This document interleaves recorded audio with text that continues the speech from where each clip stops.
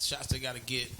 So like, how do you do how do you adjust when shit don't go as planned? As we saw, like some stuff happened, but you didn't panic. You were just like, all right, let's do it this way, or you know what I'm saying? Well, luckily, me and DZ are from the burials of the internet.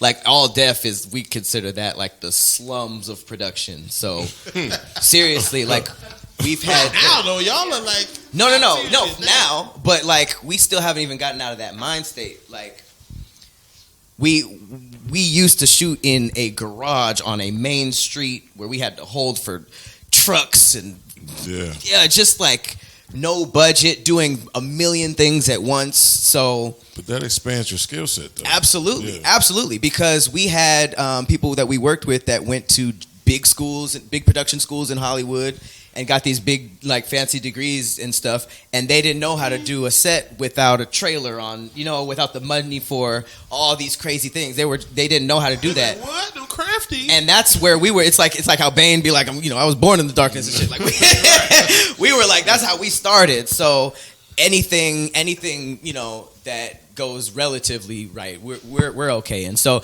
I think that it's really just about remaining loose. I'm a Plan Z type of person, so I basically, the show that we shot, I formatted in a way where if we had to cut a scene or trim something or anything, no one would notice. It's nothing that was like straightforward, because I knew that we would I knew we might fall into problems, like the best thing that someone ever told me is that like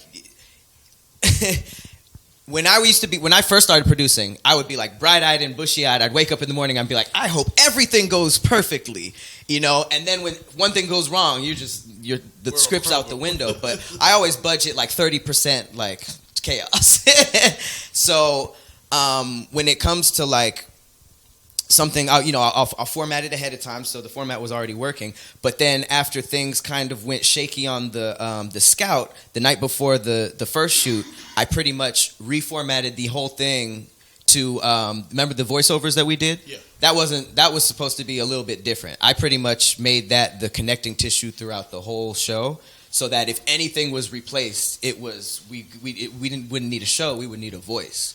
So it was really just like planning ahead and just like being loose.